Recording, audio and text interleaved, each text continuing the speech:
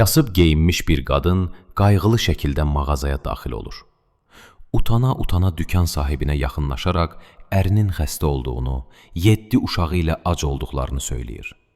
Dükan sahibi ona tərs baxışlarla baxaraq mağazanı tərk etməyini əmr edir. Qadının başqa çarəsi olmadığı üçün yalvarmağa başlayır. Pulumuz olan kimi gəlib borcunuzu qaytaracam. Mağazaya gələn başqa bir müştəri bunların söhbətini eşidir.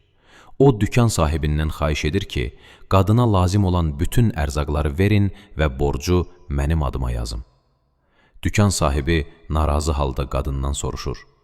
Ərzaqların siyahısını yazdığınız kağız var? Qadın başını aşağı salaraq, bəli, deyir.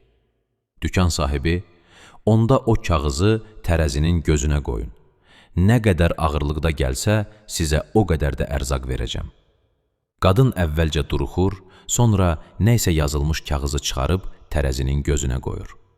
Dükan sahibi ərzaqları yığmağa başlayır, amma nə qədər yığsa da tərəzinin kağız qoyulan gözündən ağır gəlmir.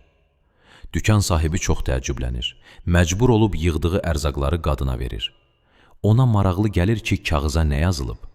Kağızı oxuyur. Allahım, mənim nəyə ehtiyacım olduğunu sən bilirsən. Hər şeyin sahibi sənsən. Dükan sahibi duanın hər şeydən ağır olduğunu anlayır.